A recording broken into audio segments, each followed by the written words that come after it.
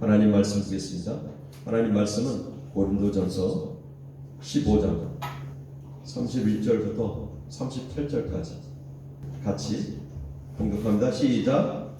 형제들아, 내가 그리스도 예수 우리 주 안에서 가진 바 너희에 대한 나의 자랑을 두고 단언하노니 나는 날마다 죽노라. 내가 사람의 방법으로 에베소에서 맹수와 더불어 싸웠다면 내게 무슨 유익이 있으리요? 죽은 자가 다시 살아나지 못한다면 내일 죽을 터이니 먹고 마시자 하니라. 속지 말라. 악한 동무들은 선한 행실을 더럽히나니 깨어 의를 행하고 죄를 짓지 말라. 하나님을 알지 못하는 자가 있기로 내가 너희를 부끄럽게 하기 위하여 말하노라. 누가 묻기를 죽은 자들이 어떻게 다시 살아나며 어떠한 몸으로 오느냐 하리니 어리석은 자여, 내가 뿌리는 씨가 죽지 않으면 살아나지 못하겠고 또 내가 뿌리는 것은 장래의 형체를 뿌리는 것이 아니요 다만 밀이나 다른 것이 알맹이 뿐이로되 하나님이 그 뜻대로 그에게 형체를 주시되 각 종자에게 그 형체를 주시느니라. 아멘. 오늘 대림절 두 번째 주입니다. 두 번째 초를 킬 건데 우리 박영국 권사님 나오셔서 촛불에 불을 드리겠습니다. 여기다 대셔요. 자, 오늘 다룰 것은 평화입니다. 회개, 평화. 오늘 우리가 읽은 말씀은 고린도전서 15장 이제 31절부터 38절 말씀을 읽었습니다. 고린도 교회는요, 지금 어느 지방에 있는 교회냐면 그리스 지역, 그리스 알죠? 그리스 쪽에, 그리스 남부에 위치한 지역에 있는 고린도 교회입니다. 고린도 교회는 바울이 2차 전도 여행 때 세운 교회죠. 그런데 이 고린도 지방이 항구 도시잖아요. 그러다 보니까 좀 이렇게 뭐라고 말씀을 드려야 되냐면 부유함도 있고요, 또 타락함도 있고 뭐 여러 가지 그 항구 도시가 다 그렇잖아요. 그런 모습이 있습니다. 그런데 이 로마 시대 때 이 고린도 지역은 상당히 중요한 도시였었어요. 문물이 교역하는 도시입니다. 우리나라의 부산의 항구가 부산만이 그렇듯이 아주 중요한 도시였고 돈이 많은 그런 도시였습니다. 그런 곳에 바울이 고린도 교회를 세우게 됐죠. 그리고 이 고린도 교회가 그렇게 세우다 보니까 이방인들로 주축을 이루었습니다.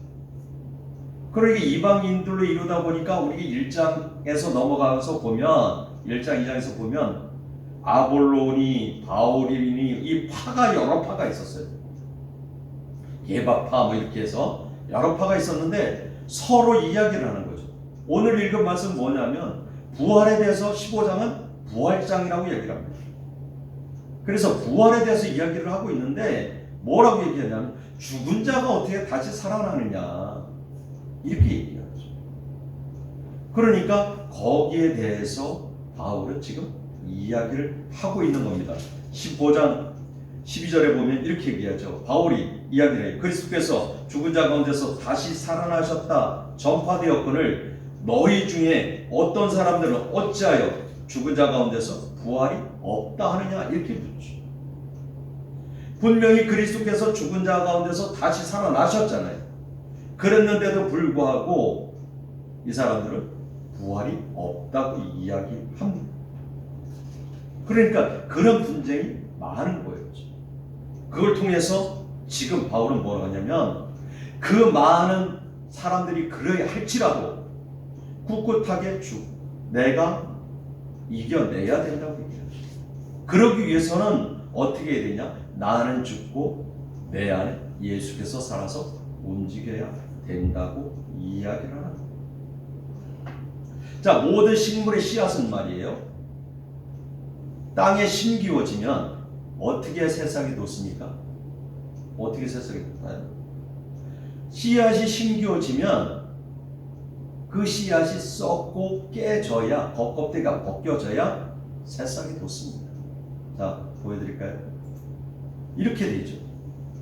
그래서 이 껍데기를 새싹이 돋으면서 씌우고 나오죠. 모든 씨앗은 그렇습니다. 땅에 심기워져서 그것이 썩고 껍데기가 벗겨져야 새싹이 나옵니다. 우리 신앙생활도 똑같습니다. 내 안에 내가 죽어야 그 다음에 하나님께서 일하시는 거죠. 하나님의 자녀로 올바로 살아갈 수 있는 것입니다. 모든 씨앗이 새싹에 도달하기 위해서는 썩어져야 되고 껍데기가 벗어져야 돼요. 그죠? 하나님의 자녀들도 똑같습니다. 하나님의 자녀로 거듭나는 것도 똑같아요. 내 안에 나는 죽어져야 돼요. 그리고 나의 세상적인 옷이 벗어져야 돼요. 그래야 하나님의 자녀로 거듭날 수 있는 거예요. 세상의 옷을 뒤집어 쓰고 내 안에 견고하지 내 안에 욕심과 정욕과 그 모든 것을 그대로 가지고는 하나님의 자녀로 거듭날 수 없는 것입니다. 그래서 바울은 뭐라고 얘기하냐면 나는 날마다 죽노라 라고 이야기를 하죠. 그러면서 내가 썩어져야 된다 라고 이야기를 합니다. 그렇다면 내가 어떻게 죽어야 거듭날 수 있느냐는 거죠. 어떠한 모습으로 죽어져야 되고 어떠한 모습으로 썩어져야 되는 거냐는 거죠. 내가 죽어야만 다시 살 수 있다면 나는 어떻게 죽어야 되고 어떻게 썩어져야 되느냐, 그것을 우리가 나눠보려고 합니다. 첫째는 그리스도 안에서 죽어져야 되죠. 예수 안에서 내가 죽어져야 돼요. 그래서 요한복음 12장 24절에 이렇게 얘기하죠. 내가 진실로 진실로 너에게 이르노니 한 알의 밀이 땅에 떨어져서 죽지 아니하면 한 알 그대로 있고 죽으면 많은 열매를 맺느니라. 씨앗을 심어 보셨잖아요. 다 심어 보셨죠? 농사 지어 보셨죠? 우리 오경영 원사님은 농사 안 지어 보셨을 건데, 그렇죠? 농사를 지어 보면 이 씨앗이 들어가서 제대로 썩어서 껍데기가 벗어지면서 올라오는 씨앗이 있는가 하면 그대로 있는 씨앗이 있어요. 그런데 지금 예수님은 뭘 얘기하냐면 그것이 안에 들어가서 썩어지어서 다시 새싹이 올라와야 많은 열매를 맺을 수 있다. 우리의 신앙생활도 똑같은 겁니다.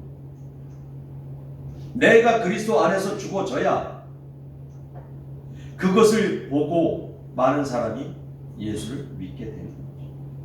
나의 행실이, 나의 모습이 사람들한테 본이 보여지지 않는다면 누가 우리를 보고 예수를 믿겠냐. 우리가 복음을 암만 전한다고 하더라도 그 사람들은 이야기하고 너나 똑바로 해 이렇게 얘기하는 거죠. 그러니까 하나님의 사람들이 복음을 전하기 위해서는 내가 썩어져야 되는 거죠. 그래야 많은 열매를 맺을 수 있는 겁니다.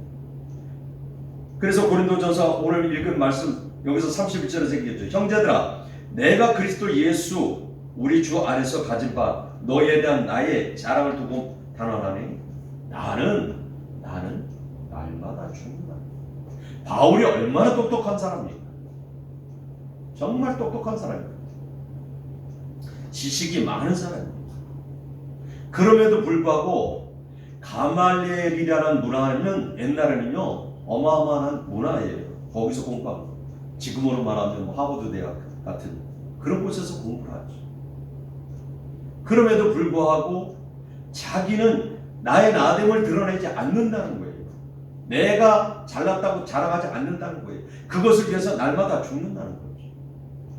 얼마나 많은 핍박을 받았습니까? 우리 같으면 조금만 잘났으면 이게 내가 누구 줄 알까? 이렇게 할 수도 있죠. 그럼에도 불구하고 바울은 안 그랬습니다. 왜요? 그러기 위해서 날마다 자기를 죽이는 거죠. 그 안에서 욱하고 올라올 때도 자기를 죽이는 거죠. 그래야만 그리스도가 나타나니까 이 이야기를 하고 있는 겁니다. 두 번째는요, 그리스도 안에서 썩어져야 돼요. 썩어져야만 새싹을 틔울 수 있지. 뭐가 썩어져야 되고 뭐가 썩어져야 됩니까? 내 안에 교만이요. 나의 나됨이 썩어져야 되죠. 그래서 썩어서 없어져야 됩니다. 나의 견고한 진 있죠. 각 사람마다 다 기질이 있습니다. 어떤 사람은 고집이 세고요. 어떤 사람은 거짓말을 하고요. 어떤 사람은 나이가 되면 자랑하고요. 또 어떤 사람은 말을 막 못하기도 하고. 그 기질이 다 있지만 그 기질을 죽이라는 거죠. 썩어지라는 거예요. 그래야 새로운 싹이 솟아날 수 있다. 풀어서 얘기하면 그 모든 것이 죽어져야 하나님이 일하신다는 거예요. 죽어지고 썩어져야 하나님께서 그제서 일하신다는 거예요. 그러니까 내 안에 모든 것이 썩어져야 되죠. 그런데 우리가 그렇습니까? 하나님의 자녀로 살아가다 보면 어느 때가 나도 모르게 욱할 때가 있고 또 고집 피울 때가 있잖아요. 분명히 알면서도 안 될 때가 있잖아요. 그 일을 위해서 우리는 기도해야 돼요. 하나님께 구해야 되죠. 그래서 우리가 정말 우리 안에 썩어져야 될 것은 세상적인 것. 무엇보다 말에 대해서 우리가 좀 신경을 쓰고 내가 지금 말하는 것, 제가 항상 얘기하지만 말이 정말 중요하잖아요. 말 한마디 때문에 내가 정치인들이 유치장을 가기도 하고, 그렇죠? 말 한마디 때문에 큰 파장이 일으키기도 하잖아요. 그러니까 그리스도인들, 이 예수를 믿는 사람들은 부정적인 말을 하면 안 돼요. 절대로. 불평의 말 하면 안 되죠. 원망의 말도 안 되죠. 왜요? 마귀는 그걸 통해서 역사하니까 그래요. 부정적인 말을 통해서, 원망의 말을 통해서, 불평의 말을 통해서 역사하거든요. 분명히 역사하거든요. 그러니까 항상 감사만 넘치는 말을 해야 되는 거죠. 그리고 내 안에 내 자아를 죽이는 거예요. 나는 죽어야 되죠. 그래야 예수님이 일하시는 거예요. 우리가 살아가면서 썩지 않아야 될 것, 버리지 않아야 될 것 뭐냐면 하나님 앞에 예배하는 거예요. 기도하는 거예요. 찬양하는 거예요. 이거는 버리지 마십시오. 절대 버리지 마십시오. 그러나 그 위의 것은 다 버리고 썩어져도 전혀 관계가 없습니다. 그래서 로마서 1장 23절에 이렇게 얘기하죠. 썩어지지 아니하는 하나님의 영광을 썩어질 사람과 새와 짐승과 기어다니는 동물의 모양의 우상으로 바꾸었노라. 바울은 이렇게 얘기해. 썩어지지 아니하는 것, 썩어지지 아니하는 것. 이게 뭐냐? 하나님의 영광을 가리우는 것을 이야기하는 거예요. 우상을 만들어서 섬기는 것, 우상 이거 썩어지지 않는 거죠. 그래서 새와 짐승의 모양으로 만들어서 그것을 섬기는 것. 이것이 잘못된 거라고 지금 바울은 이야기합니다. 우리 안에 썩어지지 않는 게 뭡니까? 각자 있을 건데 다, 그렇죠? 깨지지 않는 거 있어요, 각자. 그렇죠? 저도 있어요. 그런데 그것을 위해서 정말 전심으로 기도해야 되죠. 그런데요, 우리가 그것을 붙들고 기도하다 보면 어느 순간부터인가 그것이 조금씩 소멸됩니다. 그런데 기도를 하지 않으면 그게 나타나죠. 그러니까 지금 내가 썩어지지 않는 것, 깨어지지 않는 것 무엇인지 한번 우리는 이 시간 통해서 생각해 봤으면 좋겠어요. 지금 예배에 집중하지 못한다면 깨어지지 않는 거죠. 썩어지지 않는 거죠. 그럼 왜 그럴까를 한번 생각해 보시라는 거죠.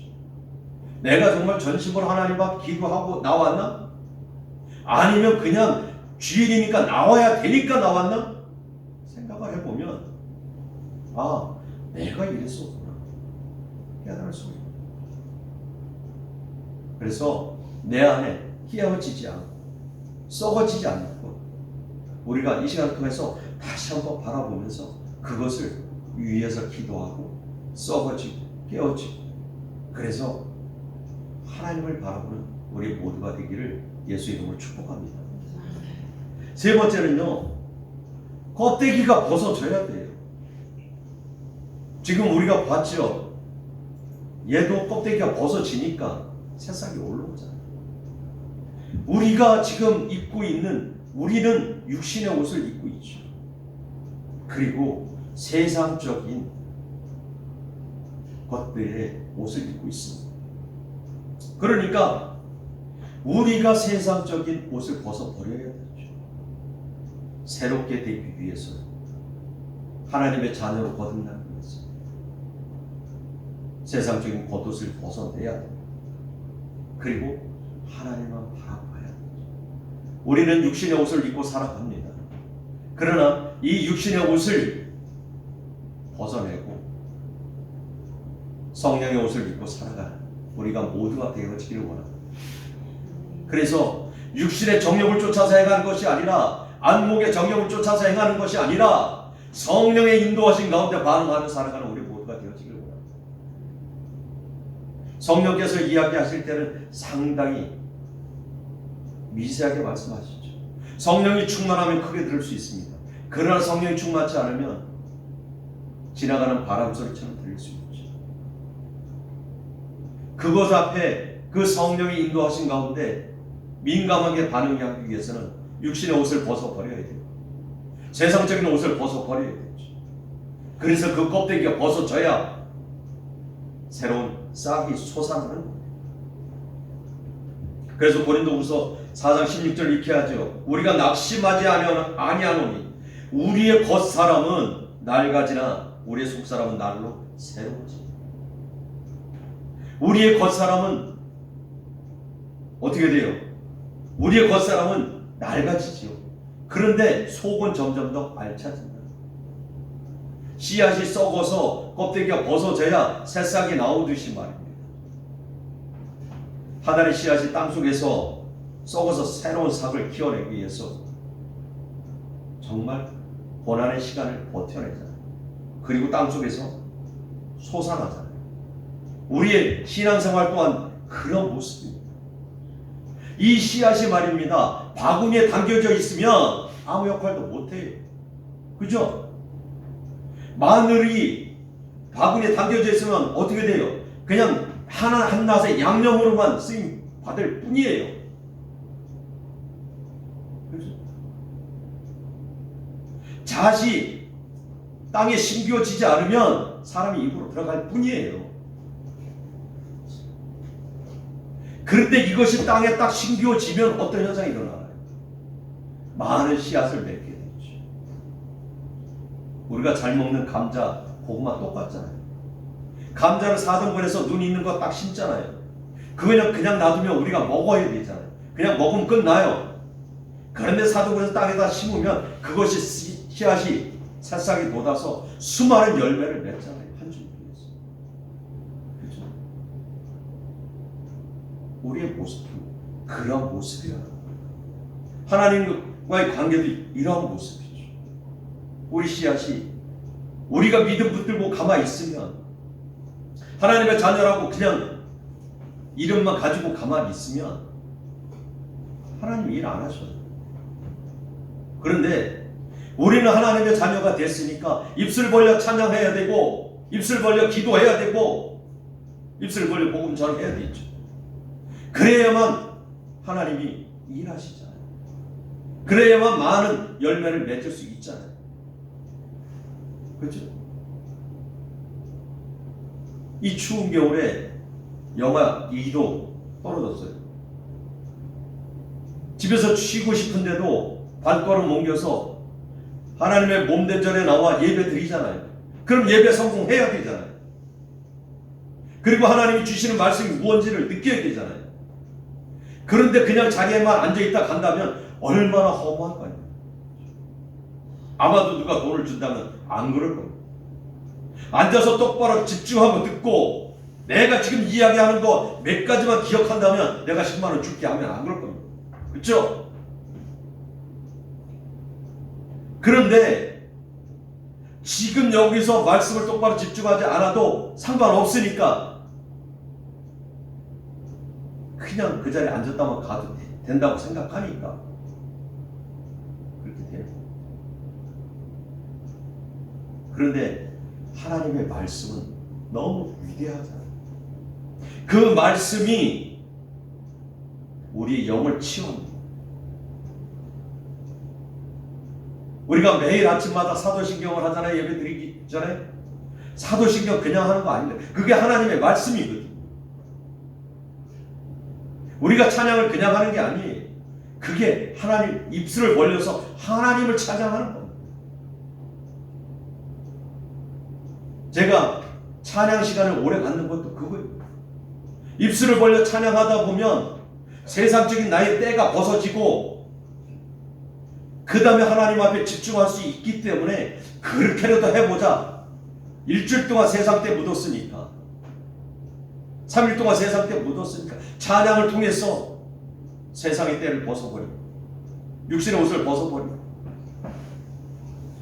그리고 하나님과 주파수를 맞추면서 말씀에 집중하자 해보자는 의미로 제가 찬양을 오래 하는 거예요.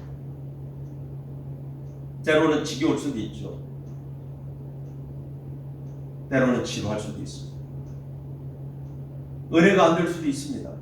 그러나 그것을 통해서, 가사를 통해서 은혜 받으면서 그런 모습으로 나아가보자. 말씀을 정리해보면 한 씨앗이 바구니에 담겨져 있으면 아무 역할도 못하고 그냥 사람이 입으로 들어가 배설될 뿐이지. 그러나 그것이 땅속에 씌워져서 심겨져서 썩어지고 껍데기가 벗어지면 많은 열매를 맺습니다. 우리가 하나님의 자녀로 거듭나는 것, 이와 똑같은 원리. 내가 땅속에 심겨지고 내 안에 더러운 것들이 썩어지고 깨어지고 벗어져서 하나님의 자녀로 올바로 살아갈 수 있는, 그리고 내가 하나님 앞에 섰을 때 나는 정말 하나님을 위해 열심을 다했다고 고백할 수 있는 그런 모습이 우리 모두가 되어지기를 예수 그리스도의 이름으로 축복합니다. 아멘.